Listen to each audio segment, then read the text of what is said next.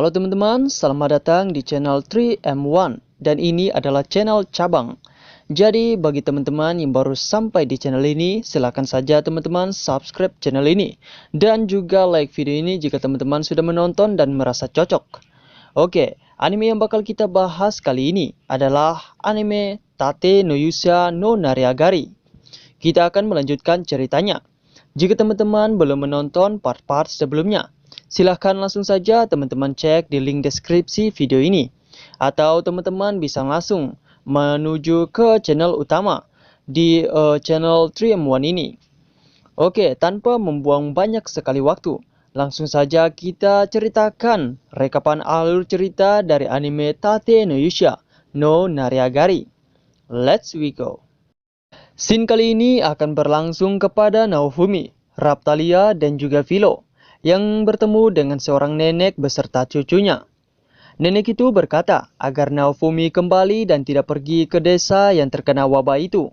Hal ini dikarenakan jika mereka pergi maka mereka bisa mati. Nenek itu pun berkata kalau desa tujuan mereka sedang terkena wabah penyakit aneh. Namun Naofumi tetap pergi ke desa itu.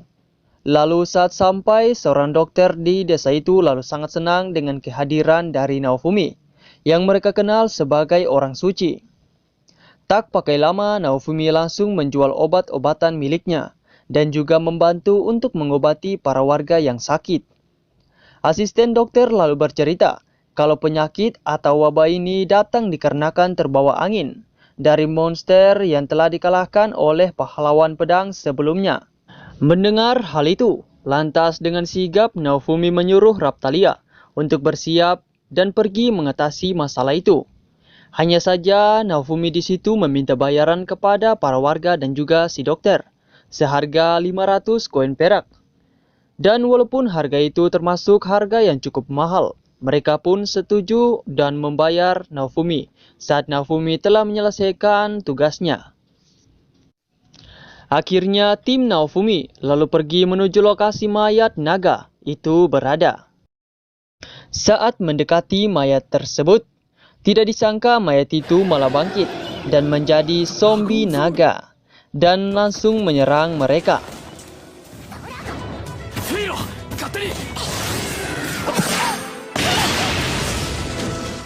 Dan tak disangka, Philo pun berakhir dengan dimakan oleh naga itu. Naofumi pun menjadi sangatlah murka, sampai-sampai membuatnya berubah menjadi sangatlah kuat, sampai-sampai menyerupai sosok monster. Lalu dengan kekuatan monster milik Naofumi sekarang, dia pun lalu melawan dan juga membakar semua yang ada di hadapannya.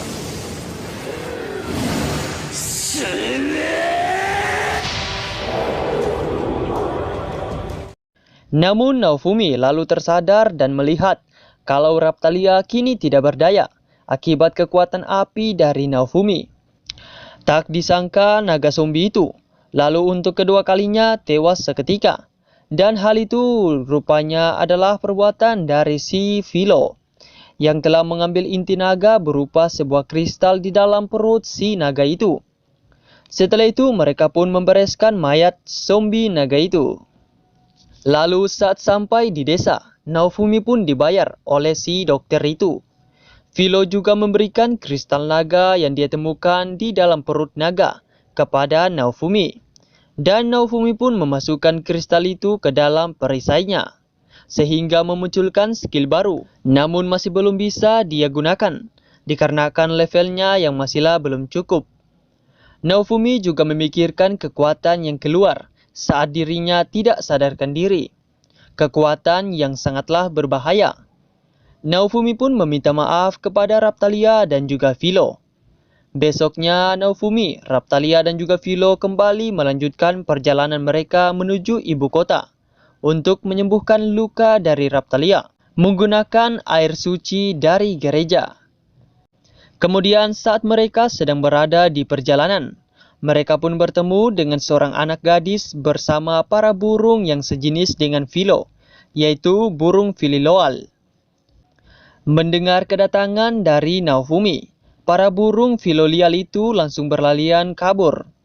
Sang gadis lalu senang dengan Philo yang dapat berbicara. Dan nama dari gadis itu adalah Melty. Melty juga menjadi sempat kagum saat Philo berubah menjadi seorang anak gadis manusia. Philo dan Melty pun dibiarkan bermain bersama oleh Naofumi. Sementara itu, Naofumi dan Raphtalia lalu pergi menuju sebuah desa dan mengobati orang sakit di situ. Saat sudah malam, Philo dan juga Melty datang menemui si Naofumi. Ternyata Melty menceritakan bahwa dirinya terpisah dari para penjaganya saat dia ingin pergi ke ibu kota. Untuk itulah Melty meminta agar dia diperbolehkan ikut ke rombongannya Naofumi dan pergi ke ibu kota. Tidak mau menyia-nyiakan kesempatan, Naofumi pun lantas meminta bayaran, dan hal itu pun disetujui oleh si Melty. Tanpa mereka sadari, mereka tengah dipantau oleh mata-mata dari si utusannya ratu.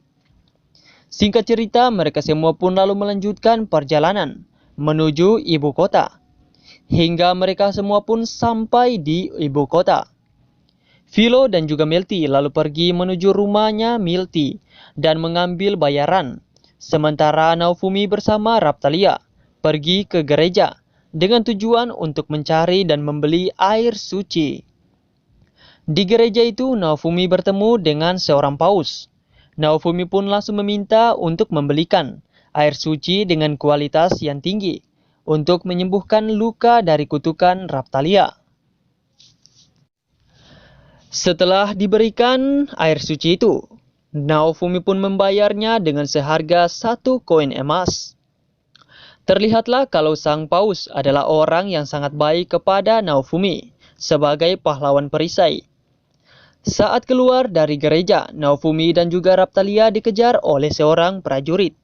Dan tiba-tiba pahlawan tombak, yakni Motoyasu, muncul dan menyerang Naofumi saat dirinya tengah melarikan diri dari si kejaran prajurit tadi. Ternyata Motoyasu menyerang Naofumi dikarenakan dia beranggap kalau Naofumi telah memperbudak seorang gadis, dan gadis yang dimaksud adalah si Philo. Motoyasu pun kembali menyerang Naofumi dan membuat seluruh warga saling serang seketika. Untung saja serangan dari Motoyasu dihentikan oleh prajurit yang mengejar Naofumi tadi. Lalu tak lama kemudian, anak raja sekaligus rekan dari Motoyasu, yakni Shimein, datang dan menunjukkan sebuah surat perintah langsung dari raja mengenai duel resmi antara Motoyasu dan juga Naofumi. Tak disangka semua prajurit lalu tertunduk saat melihat kedatangan dari Melty. Melty pun membatalkan duel antara Motoyasu dan juga Naofumi. Dan rupanya Melty adalah adik dari Mein. Melty pun lantas memarahi si Mein dan juga si Motoyasu yang telah berbuat kegaduhan di situ. Tak lama kemudian, Philo dan juga Raphtalia lalu datang. Philo yang melihat kalau ada Motoyasu di situ, dia pun kembali menendang Motoyasu seperti sebelumnya. Setelah itu, Motoyasu dan juga Melty melakukan rapat di sebuah toko milik si paman botak. Di situ, Naofumi bertanya kepada si Melty, siapa sebenarnya si Melty ini?